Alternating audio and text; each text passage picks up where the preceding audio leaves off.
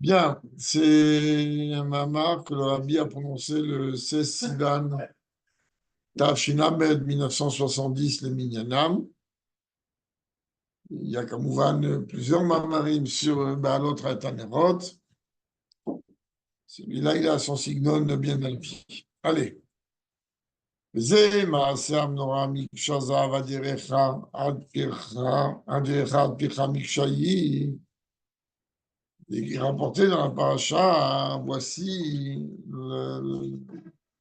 la fabrication de la menorah qui doit être faite d'un seul bloc en or, depuis son socle jusqu'aux fleurs. On sait très bien que la menorah, elle avait 7 branches et que les branches étaient aussi, il y avait des pirchas, c'est-à-dire des fleurs inversées comme ça.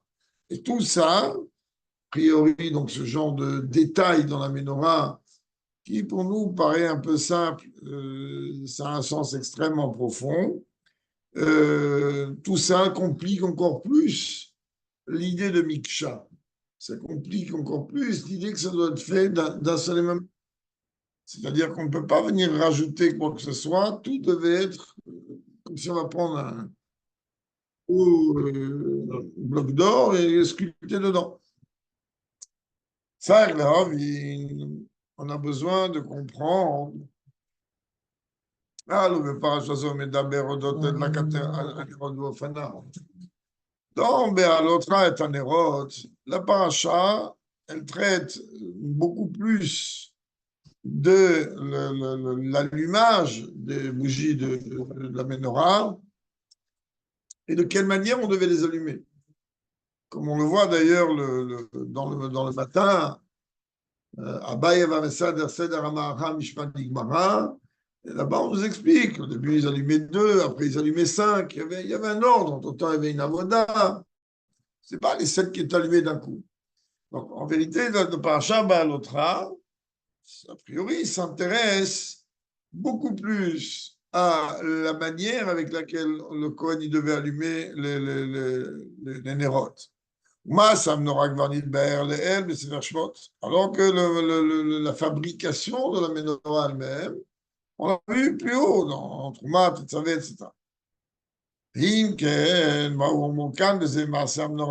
Alors, qu'est-ce que la Torah vient dire ici? Voici l'action de la menorah, quelque part la fabrication, si on veut, de la menorah. Autre question qu'on soulève. אינו מבאר כאן אלא פרט אחד במעשה המנורה, אשר דרך אחד פיך מקשיים. On voit que quoi? Que là, c'est encore, on se complique un peu plus la vie, parce qu'on veut nous parler de l'œuvre de la menorah elle-même, de la fabrication de la menorah elle-même, on me donne qu'un détail. On me dit, en 2 mots, de la tête aux pieds, elle devait être faite dans ce bloc. C'est-à-dire depuis Recha, depuis le socle, jusqu'à Pircha, jusqu'aux fleurs qui étaient au-dessus, ça doit être. Qu'est-ce que tu m'as aidé ici? Tu me dis Marseille Amnora, comme si tu vas m'expliquer des détails, la manière. Kim, quel Shomer, on faisait Marseille Amnora. צריך לומר, on a dit, שדווקא הפרט זה שבמעשה מנורה נוגע למה שכתוב לפני זה, אודות הדלקת המנורה. Ce détail-là qui vient m'expliquer que la menorah devait être sculptée dans un bloc d'or, en vérité, il a une relation étroite avec l'allumage de la menorah. Qu'en vérité, que ces flammes-là devaient briller toutes devaient être dans un même ordre, d'une même hauteur, un même inyan. Que de Kaman. Et à Torah Nitzrit. Maintenant, la fabrication de la menorah, l'allumage de la menorah, et tous ces inyanim-là qui sont liés, a priori, aujourd'hui, on pourrait dire à quoi ça me sert de lire dans la Torah. N'oublie pas ce qu'on répète systématiquement à chaque fois. Premièrement, la Torah est éternelle. Donc forcément, même qu'aujourd'hui on est limité dans la mise en application de ce que la Torah demande, on est limité dans la mise en application matérielle des choses. Mais dans le sens spirituel, la Torah ne bouge pas d'un millimètre. Et même aujourd'hui, et peut-être aujourd'hui beaucoup plus qu'avant, le sens spirituel, il prend un sens beaucoup plus important. זה מובן שגם בזמן שאין בית המקדש קיים, ישנם העניינים האלו בעבודת האדם, צריך להבין בזה, צריך להבין העניין בזה. Et donc, même si aujourd'hui, pour l'instant, les Tata Ficha, on n'a pas de Beth Amikdash, et que donc l'action de la menorah, de la fabrication, de l'allumage de la menorah, a priori, on n'en voit pas, extérieurement parlant, l'intérêt. Comprennent que dans mon service de Dieu au quotidien, il y a, oui, une situation très particulière, un moment très particulier qui vient rappeler cette dimension d'allumage et de fabrication même de la menorah. Et comment ça se traduit chez nous? Il y a évidemment plusieurs mamarim. Celui-là, je ne pense pas qu'on l'a étudié une fois.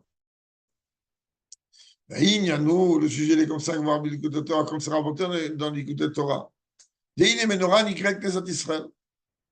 C'est quoi la menorah? La menorah, elle est appelée sur le parallèle qu'il y a entre la menorah, juste comme ça pour vous, comme on dit, les shacher et taozen, juste pour avoir un avant-goût un petit peu comme ça dans l'oreille. Il existe, moi je pense posséder un ou deux livres épais comme ça, d'après ce de Kabbalah, que pour les secrets de la menorah.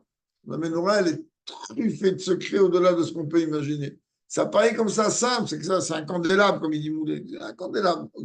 Alors, en vérité, il y a dedans une infinité de secrets.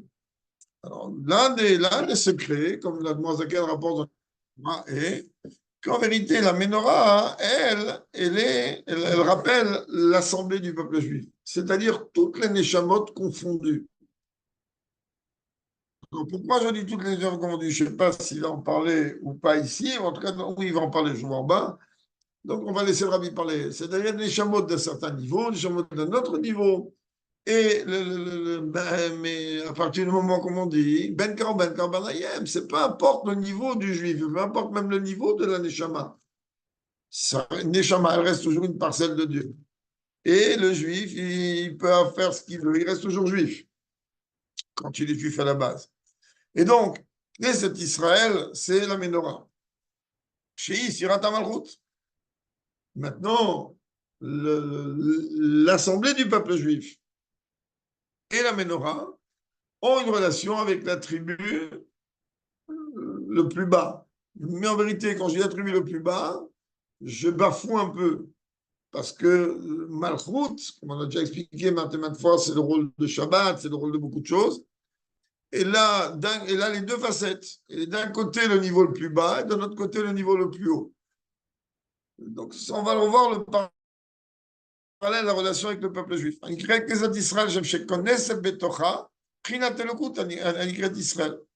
En vérité, Knesset Israël, c'est l'assemblée du peuple juif. C'est-à-dire que le mot Knesset Israël, que toutes les âmes en vérité, elles englobent, elles réunissent en elles Dieu. Alors évidemment, par rapport à Dieu, on ne pourrait surtout pas, Chazé Shalom, parler de cette manière, mais je vous en prie, ne prenez que l'image de l'exemple, et loin de moi et loin de qui que ce soit de faire un parallèle ni de près ni de loin.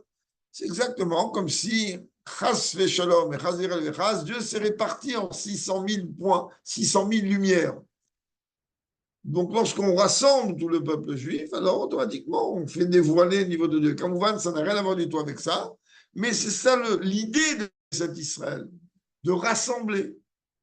Donc, à partir du moment où toutes les âmes, quand elles se rassemblent, alors automatiquement, elles amènent un dévoilement de Dieu. Ça ne veut pas dire Chas Shalom que Dieu, il n'y a pas de découpage chez Dieu, il n'y a pas de haut, il n'y a pas de bas, il n'y a pas de ça, il n'y a pas de ça. Juste pour donner un exemple. Mais le découpage, lui, le découpage, Est-ce que là, c'est quoi le découpage, il est lié avec les sphirotes, il est lié avec la manière avec laquelle une neshama, telle qu'elle est habillée dans ce monde, elle doit œuvrer. C'est pas pareil. Non, il y a une yann qui se rapproche avec cette espèce. Les Sheva Kanim sont en rapport avec les Sheva Ushpizim. Aussi. Et étant donné que les Knesset Israël, c'est comme Menorah, et que tous les Knesset Israël sont Mushpaim et les Sheva Ushpizim, et qui forment un seul bloc, donc ça ramène un petit peu le lien. C'est pour ça qu'on appelle Mikshar Achat. Tout ça, c'est Kulachat. Les Knesset Israël, et comme la Menorah, c'est aussi la Torah. Et la Torah, c'est où on mettait la Menorah, du côté du Daron. Donc la Torah, Knesset Israël, il va parler beaucoup de ça, d'après ce que, du peu que je vois en bas. Et donc, vers Derazé, Israël mata, les fichiers, Ishoresh, Neshamot Israël. Et donc, le peuple juif, il a appelé l'assemblée. Pourquoi assemblée? Parce qu'il est la source. Cet endroit-là, il est en vérité la source de toutes les Neshamot. Pour essayer de développer un tout petit peu, pas beaucoup, mais un tout petit peu, étant donné que les Neshamot, leur source, c'est les mandats Silut, et voire plus haut que ça. Mais où elles s'expriment? Dans Bria. C'est-à-dire qu'à partir du moment où les Neshamot vont commencer à se former dans Bria, il y a, comme on a expliqué maintes fois, un endroit qu'on appelle Gouf. C'est des casiers. De là-bas sont tirés les Neshamot, sont fabriqués, répartis, si l'on peut dire, les Neshamot. Mais dans Bria, il est déjà le résultat de Malchut d'Atsilut. Il est déjà, c'est ce qu'il va donner, parce que Malchut d'Atsilut, il va transformer, peut-être que tu vas l'expliquer ou pas, je ne sais pas, il va se transformer en Keter de Bria. Et à partir de là-bas, les Neshamot, elles vont avoir un sens. Chez Collet, quand les Neshamot sont là-bas, ça inclut toutes les âmes. D'ailleurs, comme il est rapporté dans l'Aftara du prophète Zecharia causant la Ménorah, Zed Varachem el Zerubbabel, que Dieu s'adresse à Zerubbabel. C'est qui Zerubbabel? Zerubbabel ou Anassi? Zerubbabel, lui, il était le Nassi, c'est-à-dire le chef du peuple juif. Shanassi Wakol, comme c'est dans Choukat, comme je le rapporte, il développe, qu'en vérité, le Nassi, il représente tout. Haïm, Sheukolel, quand les gens d'Israël. C'est-à-dire dans l'allusion par rapport au prophète Zecharia, où Dieu il s'adresse à Zerubbabel, de quoi il fait là-bas allusion? Il fait allusion à tous les chamans du peuple juif. Donc, quel rapport avec ce nom-là, Zerubbabel? D'où il sort ce nom? Il n'a avodat la katamenora, ni de ber avec l'écoute de toi, je parle chanter. Chez Inyana, il a allot et kol shivata sougim d'Israël. L'allumage de la menorah, qu'est-ce que Dieu nous dit au début de la paracha? Ben, allot, et anerot. C'est-à-dire qu'il faut prendre les flammes et les élever. C'est pas allumer. Si on veut prendre, prenez n'importe quelle bougie, n'importe quelle flamme, mettez du feu. Hein, parfois, ça prend. Parfois, ça s'allume 2 secondes, ça s'éteint. Pourquoi? Parce qu'on n'a pas pris le temps de donner une vitalité à cette flamme. Sakrachi, il dit, ah, tu étais chaleur, tu la mets l'air. Il faut prendre patience. Oui, c'est pour ça qu'il faut, on prend le temps. Et donc, là, le Rabbi dit, donc, c'est déjà expliqué au début de l'écoute de Torah, comment on est en train, la lotte, quand tu vas t'assurer d'Israël, puisqu'il y a 7 canim, il y a 7 branches. Alors, de chaque branche, chaque catégorie du peuple juif, l'approche est différente. Tu ne peux pas, c'est pour ça qu'il n'y a pas de règle carrée, spécifique et limitée de l'approche qu'on doit avoir avec un juif. Tu sais pas, il y a des gens avec qui, si tu vas parler trop gentiment, tu n'obtiendras strictement rien. D'autres gens avec qui, si tu vas parler très rigoureux, tu ne vas rien obtenir. Et vice-versa, etc., etc. Donc, il y a 7 catégories. Avec ces 7 catégories, l'approche, elle doit être différente. Mais dans tout état de cause, alors il faut réellement que ce soit prendre le temps de manière à ce que la flamme elle brille de par elle-même.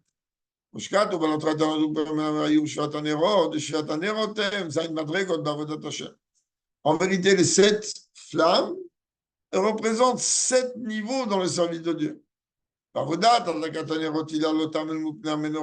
le rôle d'élever la flamme, c'est tout simplement pour que la flamme elle brille dans ce candélabre-là. C'est-à-dire, elle moule pnei menorah, c'est-à-dire à faire en sorte que toutes ces neshamot-là, en vérité, elles mettent en application la volonté profonde de Dieu. On a déjà expliqué maintes et maintes fois. D'un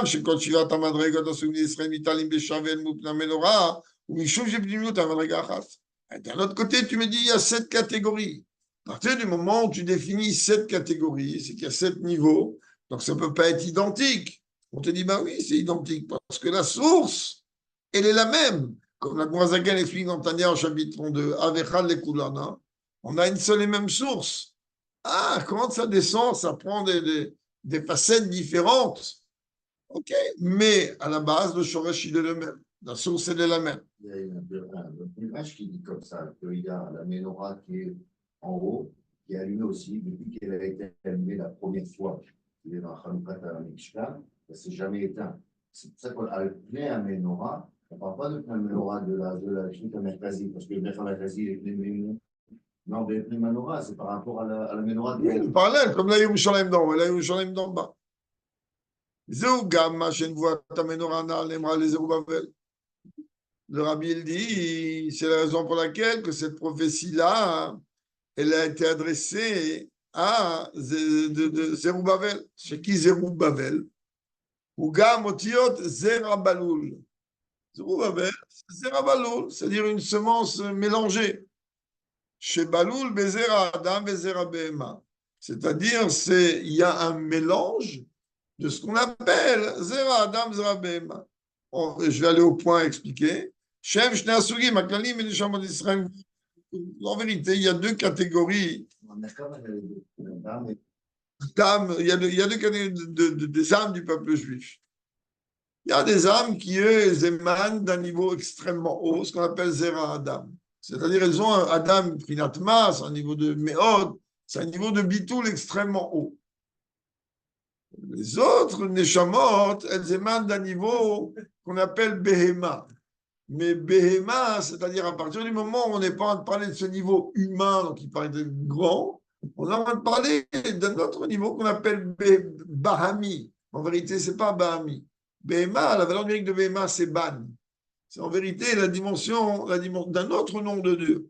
C'est aussi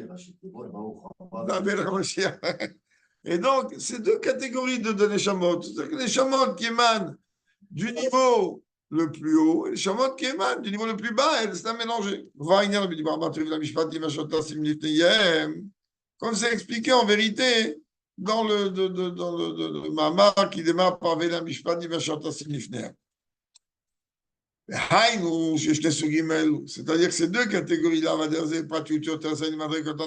ou pour plus en détail, les 7 niveaux, l'un est englobe l'autre et l'autre englobe l'un, et en vérité, ils forment un monobloc, même si c'est réparti de 2 niveaux, de 7 niveaux. Pour ça, le verset il vient d'expliquer la raison de la chose. Car l'œuvre de la menorah, elle doit être d'un seul bloc en or. Et d'ailleurs, il y a parmi les ustensiles à la base, oui, étaient faits en or, mais par exemple les trompettes, comme on a vu aujourd'hui, elles devaient être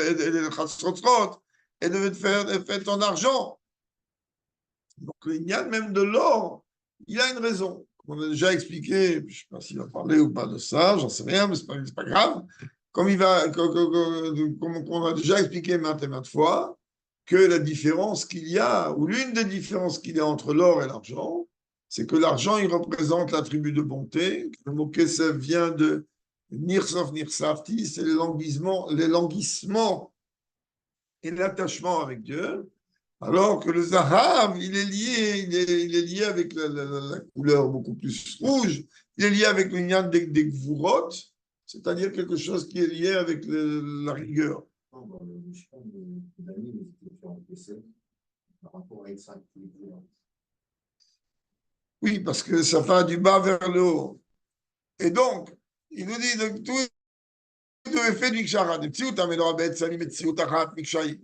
En vérité, la menorah, même si elle montre une distinction, même si elle montre une répartition, la Torah met l'accent sur le fait que ça doit être Mikshai. La Torah met l'accent, comme on a déjà expliqué maintes fois, qu'il y a une différence fondamentale entre Ardout et Achidout. La Torah veut que ce soit Achid. C'est-à-dire, la Torah, elle veut, concernant la menorah, que ce soit un monobloc. Il y a des sculpteurs qui font pareil. Il y a des sculpteurs qui ont fait des sculptures en partant d'un bloc, ils n'ont rien rajouté, ils ont taillé dans le bloc, ils ont sorti. En quoi c'est quelque chose de. Je comprends le concept. C'est le concept et le message qui est donné ici. On n'a pas dit que c'est impossible de faire d'un bloc. Ceci dit, sur une menorah, un bloc d'or, c'est quelque chose qui est. D'accord, c'est possible de travailler l'or. Après, ils avaient certainement. Il y a des moyens de faire. Après, c'est divin, c'est divin. Quand même que Moshe n'a pas compris comment ça pouvait être fait, que Dieu lui a dit trempe le bloc d'or et va sortir tout seul. C'est un mirage. Il dit que c'était Betzalel qui l'a fait. Mais après, ils l'ont fait d'un seul coup ou pas? Oui. Après. Les copies, les copies, Shlomo Amelech, il avait dans le Beth Amikdash, il y avait 10 de chaque. Il y avait 10 shulchan, 10 menorah. En plus de celle de Moshe. C'est à partir de 10 blocs. Mistama, je ne veux pas dire de bêtises, mais je pense que oui. Bien que je ne sais pas, puisque vu qu'il les a fait les 10 par rapport au. C'est logique, mais là, il va s'amuser à faire du Lego. C'est pas par rapport. Les 10 qu'il a fait, c'était pour les peuples. Oui. Donc, ils sont pas censés. Je ne sais pas, la vérité, je ne pourrais pas répondre à ça. Pour les mettre à la place. Oui, mais pour enlever la Kohar au Shibim, pour chaque qui avait 7 fois 10, ça fait Shibim. Moi, je ne pense pas qu'il est comme dans le Chine. Ça m'énerve. Non, il a peut-être pas pris chez AliExpress, mais bon, il s'est débrouillé. Autre, plus que ça. גם כשמחולקת למדרגות חלוקות, מאחד פרחה, דאחד. Alors, même si en vérité, même dans la menorah, il y a différents niveaux. On parle depuis le socle jusqu'à les fleurs. Yerecha ou regel atarton, ou pircha et maprachim alionim. C'est quoi Yerecha? C'est donc le socle, si on peut dire, inférieur.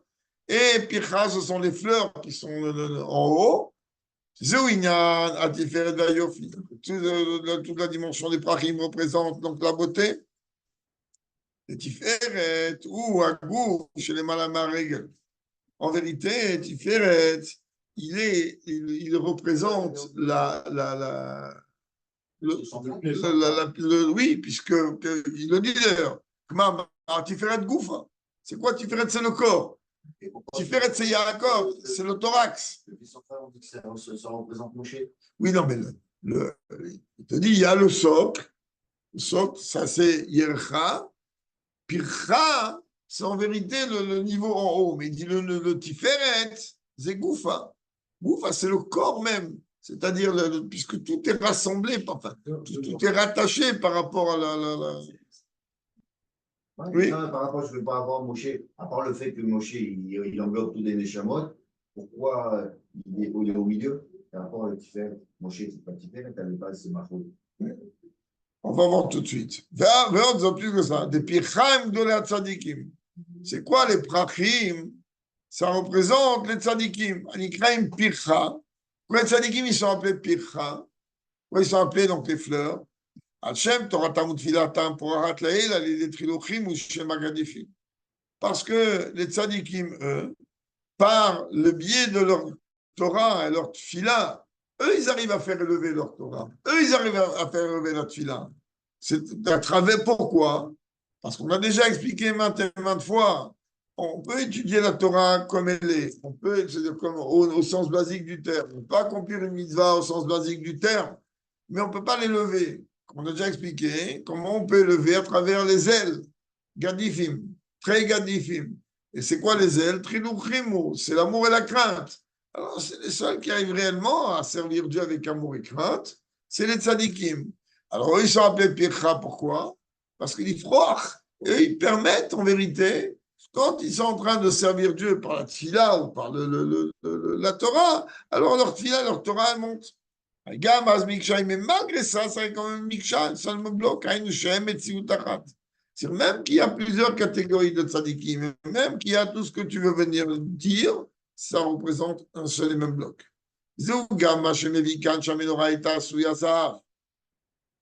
Et le fait que la Torah, oui, il va en parler. Et le fait donc que la Torah elle vient me dire que la menorah elle devait être faite d'arc en or, qu'il y a des dates, bonnenou Benyanze, chez Kol Israël Mikshachat, par la réflexion qu'on a, que le peuple juif, il est un seul et même bloc, et des ébaim, les malatazav à la kesef. Donc là, on est en train de parler de quoi? De la supériorité que l'or a sur l'argent. Les caisses au Prinatava, on a déjà vu. Donc, l'argent, lui, représente le niveau d'amour. C'est-à-dire cette dimension d'amour qui est quelque chose qu'on a eu en héritage d'Avraham Avinu, qui est caché en chacun d'entre nous. Chez Kenzav, alors que l'or, où il y en a il représente la crainte, chez Zébal, et des bonnes roulés. C'est-à-dire, l'or, il représente le feu, donc il représente la crainte. Et automatiquement, ça, la crainte, on ne peut réellement l'obtenir qu'après une réflexion, qu'après un travail.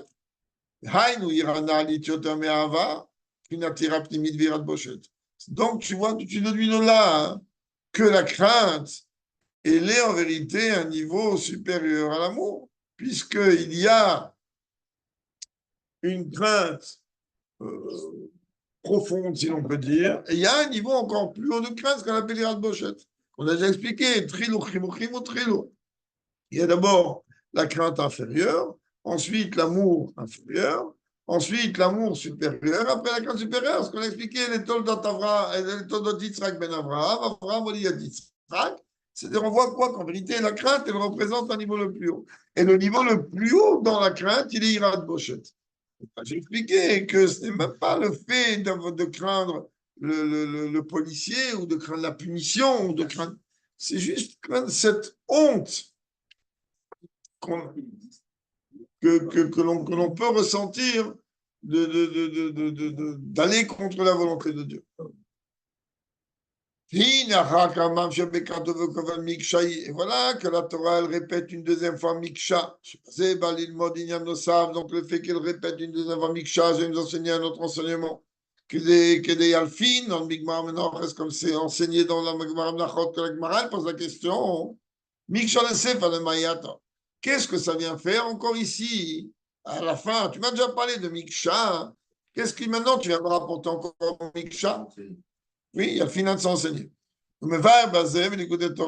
Il explique là-bas le Torah chez Zéouma, chez Kol Israël, Srichim, Liot Berdut Gmura Zeimze, chez Lola Bilbera, Bera, Traver, En vérité, le fait qu'on répète et que la Torah elle insiste sur le sujet de Miksha, on comprend que ça doit être monobloc. Alors, la Brozaken explique que l'accent ici, il est mis sur quoi? Sur l'importance de la hardout totale que le peuple juif doit avoir un vis-à-vis de l'autre et ne pas regarder les facettes négatives de l'autre. Haïnou disait chez Kol Israël Mikshachat, Enorak Mitzadeh Sheyesh Mala Beregel ala Rosh. Le fait que le peuple juif il a appelé un seul bloc, ce n'est pas seulement du fait qu'on est en train de dire qu'il y a une supériorité, une qualité, si l'on peut dire, du pied face à la tête ou de la tête face au pied, comme on va comme c'est très bien que, comme dans le Mama, va ta tête savait, on apprend pour l'occasion de Gimel Tammuz. Là-bas, le Rabbi explique longuement le Inyan de Sheshmot Elef Ragli, à Mashiranochi Bekirbo. Là-bas, il est en train d'expliquer que la tête, elle, la tête, elle ne peut aller nulle part s'il n'y a pas les pieds. Même si le pied représente le niveau le plus bas, hein, malgré tout, si la tête a un désir totalement justifiée de se trouver quelque part, mais s'il n'y a pas les pieds, elle ne peut pas arriver. Et ça, on a pu voir plusieurs fois. Elle m'énerve de rame, hein. Va'asitem otam, c'est marqué Va'asitem atem, que même Kaviachol vis-à-vis de Dieu, le travail que le peuple juif produit dans ce monde, eh bien oui, il permet à nous, pas à Dieu, mais quand même malgré tout, de permettre de dévoiler des niveaux encore plus hauts. On n'oserait presque même pas dire ou dire que c'est la seule raison pour laquelle la galoute elle continue. Car pour permettre d'avoir un dévoilement encore plus grand, mais je pense que Ad Matai ve Ad Kan. שוב שיש עניינים ברגל שהעושה אל הרגל, בלעדי הרגל אין הראש שיכול לעשותם בעצמו. En quoi on trouve une supériorité du pied face à la tête? Car il y a des choses que la tête a besoin de pied. Sans le pied, la tête ne peut rien faire. Et la ozo, tchardut, il voit fin chelou yabit gamberat chavero. Mais Rabbi dit, c'est pas seulement que le juif qui se trouve au niveau le plus haut, il doit aimer et comprendre qu'il est partie intégrante même du juif qui se trouve au niveau le plus bas. Mais malgré tout, si moi je vais dire, écoute, moi je suis la tête, et bon, là il y a le pied. Ok, d'accord, j'ai besoin du pied pour arriver, c'est très joli. Mais une fois que le pied m'a déplacé là où je veux, après tout, c'est moi la tête, je fais ce que j'ai envie. Rabbi dit, le Ika, il est quoi, hein?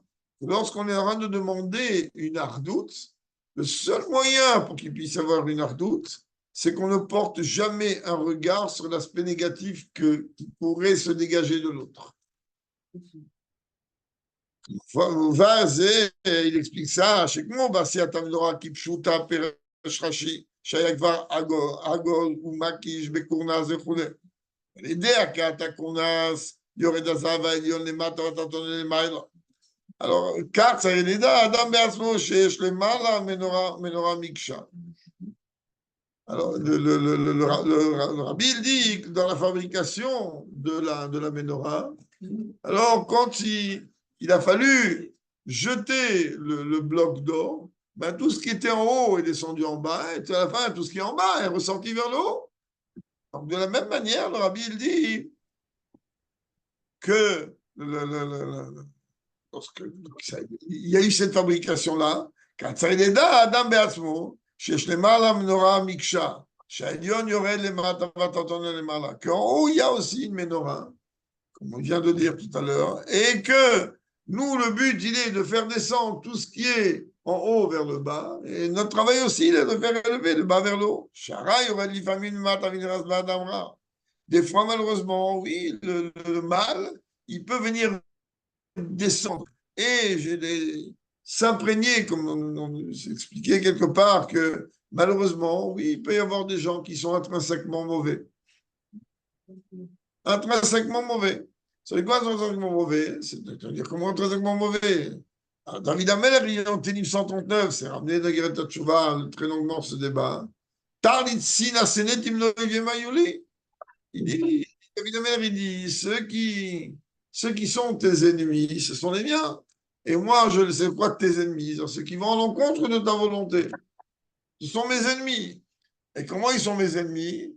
Ils sont mes ennemis à un point tel que je les hais de la haine la plus grande. L'Admorazaken, il regarde bien ce qu'il dit après. Il dit à Dieu, vérifie dans mon cœur, corps les va-vie, une phrase comme ça. Et regarde, c'est-à-dire en vérité, ce n'est pas une haine gratuite.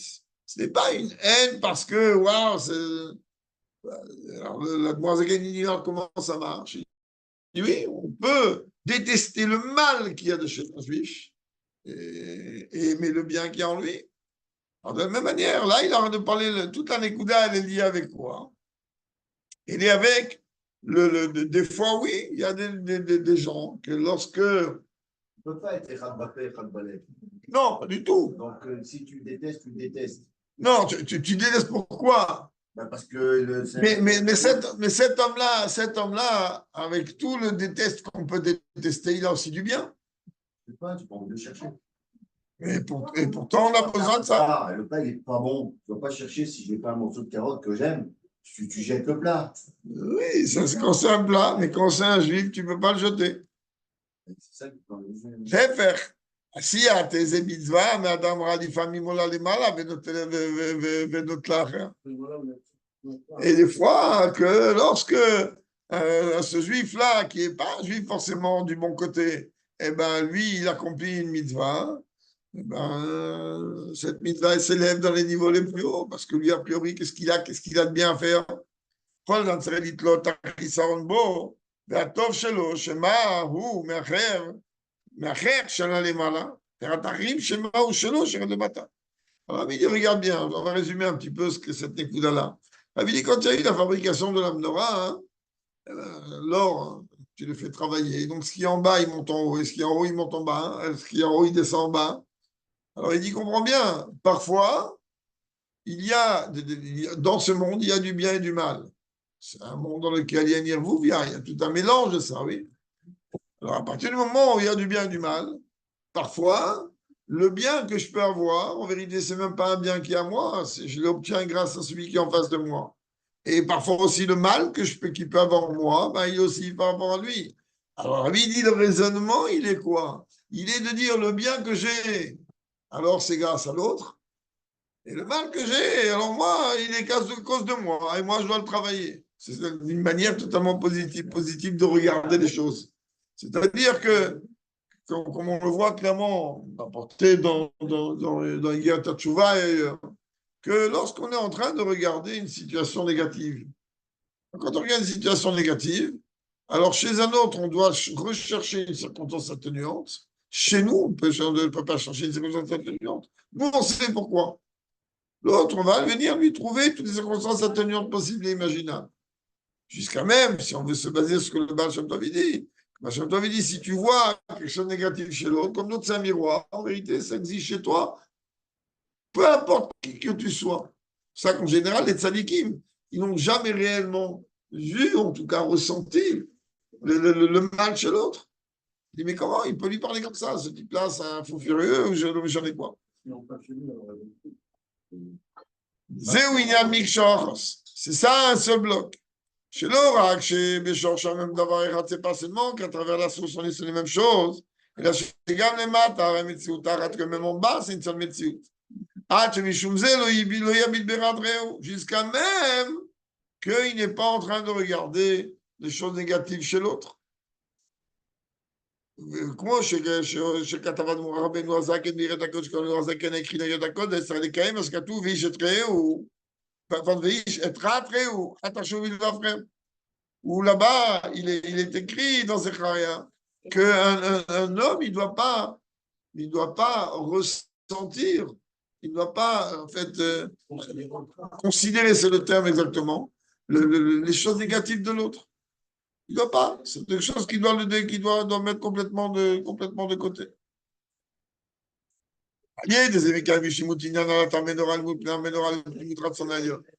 Quand on est en train, en vérité, de faire en sorte à ce que ne pas voir l'aspect négatif d'un autre et au contraire ne voir que le bien d'un autre juif, c'est comme ça qu'on arrive à accomplir Alat Amenora, El Moulpne Amenora. C'est comme ça qu'on arrive en vérité à faire élever toutes les flammes vers la flamme centrale. En deux mots, arriver à Pnimut Ratzon Elion, arriver à la dimension intérieure, si l'on peut dire la volonté de Dieu. Après, on arrive à la conclusion que c'est comme ça que la menorah a été faite. C'est-à-dire celui qui a fait la menorah. Et le Midrash, lui, il dit que c'est Dieu lui-même qui a fait la menorah.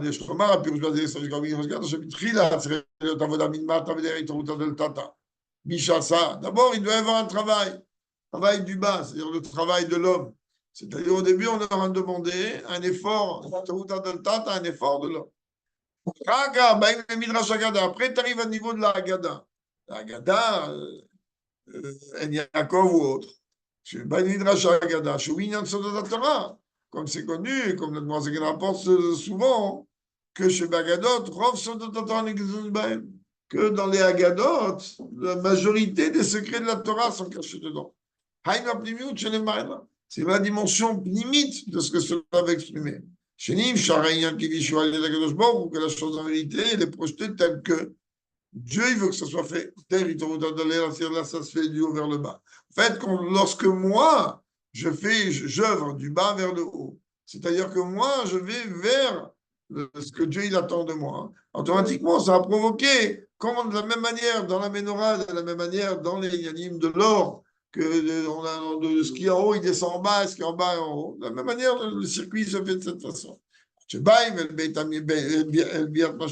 Jusqu'à qu'on arrive au moment de la venue de Mashiach, comme l'Arsen ou comme Mamesh, qui va venir donc nous amener la tête haute sur nos terres, Bekarom Mamash, mais puis ça va Mashiach immédiatement avec le Rebbe à notre tête.